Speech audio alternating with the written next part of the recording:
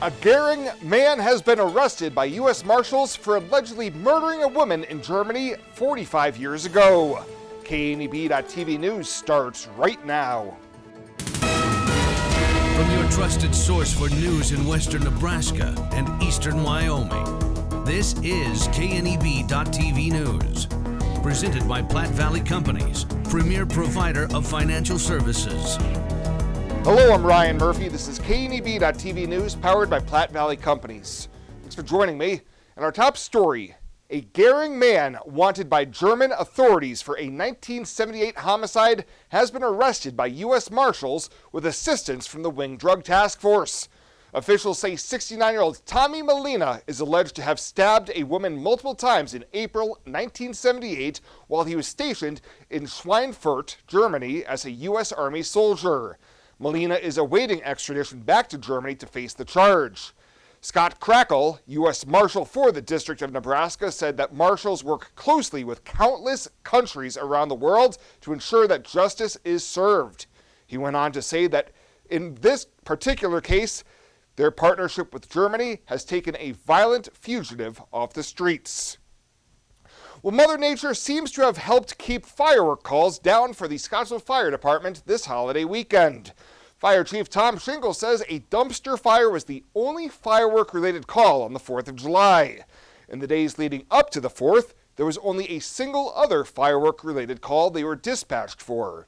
Shingle tells KNEB News he doesn't know if it was the rain or if more people following firework safety procedures, but he says it's always a good thing when there are fewer firework calls. And the 4th of July has come and gone, but the cleanup isn't over yet. As you drive around town, you may notice firework debris on the road or on the sidewalks. Scottsville City Stormwater Specialist and Floodplain Manager Leanne Sato says fireworks have 3 major persistent contaminants in them, and they negatively impact humans and animals. Perchlorate and some heavy metals are bioaccumulators, which means that they are absorbed by plants and animals that consume them. And it can mean that if you are raising vegetables and some of that perchlorate gets absorbed into that plant, that tomato or that cucumber that you're eating is also going to be contaminated with perchlorate. She says that the water going into the storm drains gets fed into the North Platte River without being treated and is then used for irrigation, so it is important that we keep contaminants out of it. You can help out by making sure all of the debris from your fireworks are cleaned up from your yard, sidewalk, and streets by your house. Zato recommends sweeping up your launch area and making sure all firework debris is thrown away in plastic bags, adding that none of the debris is recyclable because of the residual chemicals. We'll have more news right after this. Swipe right, swipe left, endlessly searching.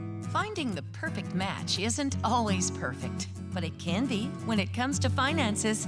Nora found the perfect business loan. Jenny opened her first savings account. Grammy loves her checking account. We found a match for Wilson Farms. The Sandersons were matched with a mortgage. Regardless of your financial situation, Platte Valley Bank will match you with the perfect solution. Find your match at Platte Valley Bank. Life Care promises us that we are looked after and taken care of properly. If I didn't have Life Care, I would be probably scared to death about having enough money for when I got older or when I got sick. Moving in here was an easy decision and in fact a no-brainer. I looked at it as actually buying long-term care insurance and in retrospect a good move. One of the things that convinces me that we did the right thing is no matter what happens, we will constantly be taken care of. The whole thing is just vital because you don't have to be worried about what's ahead for you. It's there, it's in black and white, and that's reassuring. This is home. It has been from the day I moved in. Welcome back. Officials with the City of Mitchell and the Mitchell Care Center have been working towards a solution after the facility's chiller started failing last month, potentially placing their residents at risk due to warmer summer weather. During an emergency meeting on June 22nd, the City Council approved a quote from Johnson Controls of Cheyenne to replace the equipment at a total cost not to exceed $200,000, which would cover a new chiller plus the potential cost of repiping if necessary. It was estimated that the temperature inside the facility was about 95 degrees, and when Johnson Control technicians arrived, they found the system had multiple deficiencies due to improper installation, and parts or controls needed for repairs were no longer available. The estimated turnaround on the project is 3 to 4 months, and Mitchell Mayor Paul Morrell said a system could be rented for $30,000 a month if necessary, and there were swamp coolers purchased in the past, but neither was a fix for the problem. Johnson Control's representatives had told the mayor they work on a first-come, first-served basis, and they would not work on design or manufacture of the system without a contract. And Morrell told the council waiting for the standard bidding process could have added another 2 to 6 months to the replacement timeline. Well, troopers with the Nebraska State Patrol are teaming up with troopers from many other states for a campaign focused on patrolling U.S. Highway 20. This multi-state partnership is aimed at positively impacting the safety for Highway 20 travelers from Wyoming to Iowa and across the entire country. During the month of May, Nebraska State Troopers issued 114 citations for speeding on Highway 20, and the campaign will continue this July. Highway 20 crosses the entire continental U.S., running from Massachusetts to Oregon. In Nebraska, Highway 20 runs through northern parts of the state from South Sioux City to Harrison. And Senator Pete Ricketts has announced the official launch of his Senate internship program with opportunities in Washington, D.C. and offices throughout Nebraska during the fall and spring semesters and over the summer. Participants in our program will have a front row seat to the federal legislative process and help our offices across the state serve the great people of Nebraska. Internships will be regularly available during the fall, spring, and summer semesters. While preference is given to Nebraska residents, anyone with a high school diploma or equivalent from any state may apply. Fall 2023 applications are due July 15th, and spring 2024 applications are due October 1st. Applicants can find more information at ricketts.senate.gov/internships. Welcome to Kelly's Liquor, your liquor cabinet. Whether you're a wine enthusiast, a whiskey sommelier, a tequila connoisseur, or you just love your beer, Kelly's has the best selection of what you're looking for. Family owned and operated since 1946 and right on 27th Street in Scottsbluff. Come see us today at Kelly's Liquor, your liquor cabinet. And remember to be a good neighbor. Don't drink and drive. Kelly's Liquor, West 27th Street in Scottsbluff. Fly United Airlines, operated by SkyWest with Western Nebraska Regional Airport. United is dedicated to going the extra mile for you with daily flights to and from Denver, along with a commitment to excellent service. Reserve your flight today, and remember, United miles can be earned and redeemed with your flights. While at the airport, stop and enjoy authentic Italian food at Roma Italian Restaurant. Plus, Hertz Thrifty Car Rental is there for your car rental needs. Make life easier, relax, and get on board with Western Nebraska Regional Airport.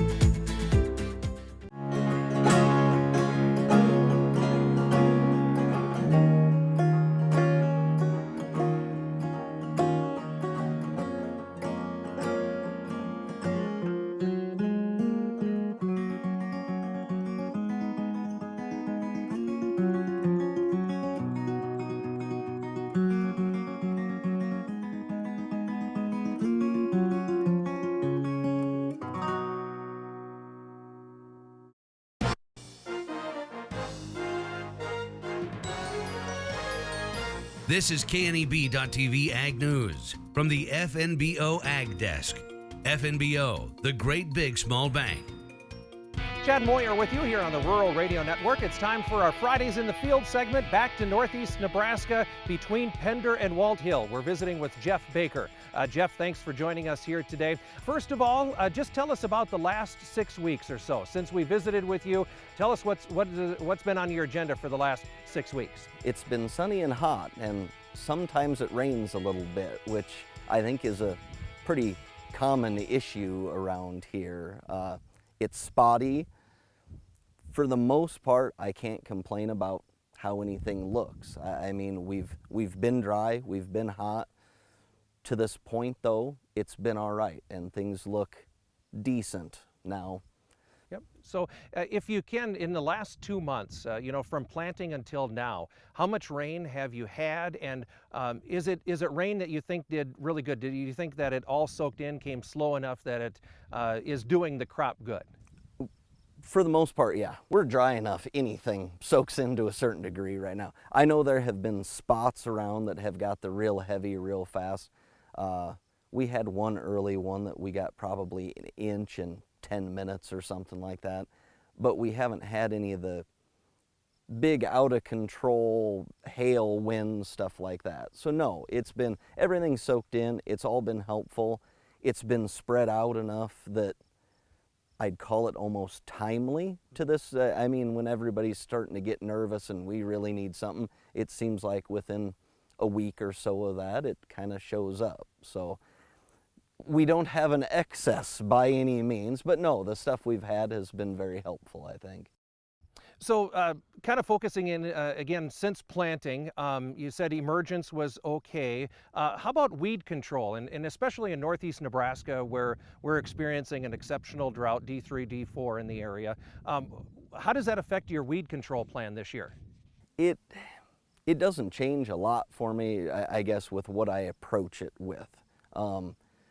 I've had some trouble killing water hemp this year for whatever. It's never an easy weed to kill by any means, but I know I've had some trouble. Actually, in my beans, we went back and spot sprayed some end rows that just didn't seem to do a very good job the first time.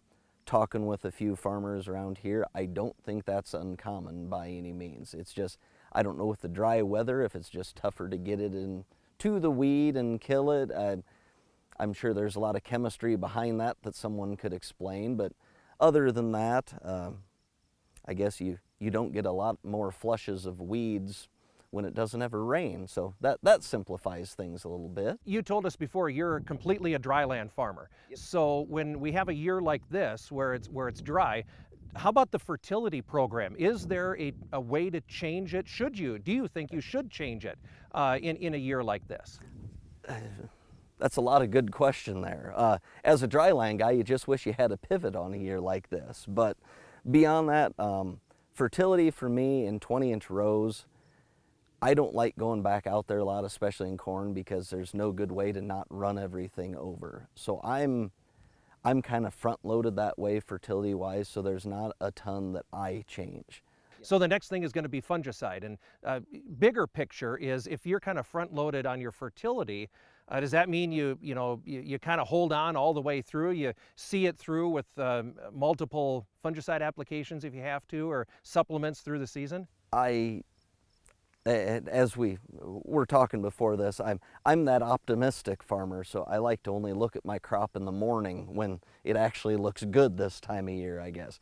So no, the plan right now is to probably probably this week, I'm going to mess with some beans and kind of not truly R1, because I've had flowered beans for a good 2 weeks now, probably. It was before, I think, like the 15th. Probably before that, this one was flowered, actually. I'll mess around with very small acres on that here in the next week or so.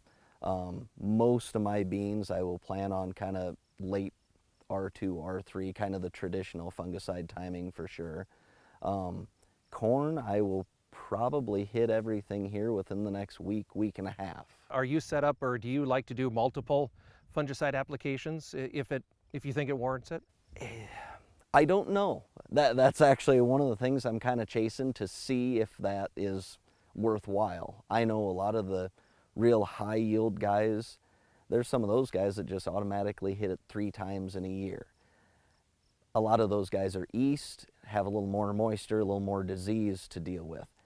Out here, I don't know if it's worthwhile, but I'm going to mess with it and see if it's worthwhile, I guess. So we just watch the crops grow, right? There you go. There you go. All right, very good. Jeff, it's good to talk to you. Thank you for the update. Appreciate you letting us follow you here this summer, okay? No problem. Thank you. Again, we've been visiting with Jeff Baker from Pender, Nebraska. He farms between Pender and Walt Hill here in northeast Nebraska. And this week's update on Fridays in the Field, again brought to you by FNBO, the Great Big Small Bank.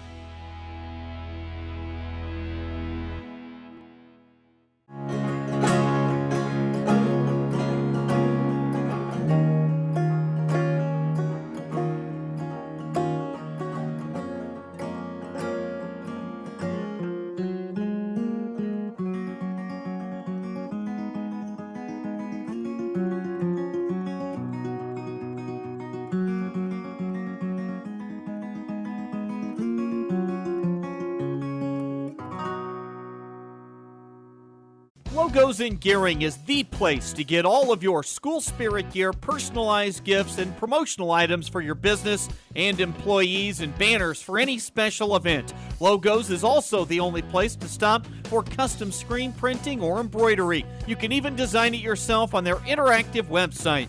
Stop into Logos today. They'll design it, print it, and have it to you in no time. There's no job too big or small for Logos. That's Logos in Gering.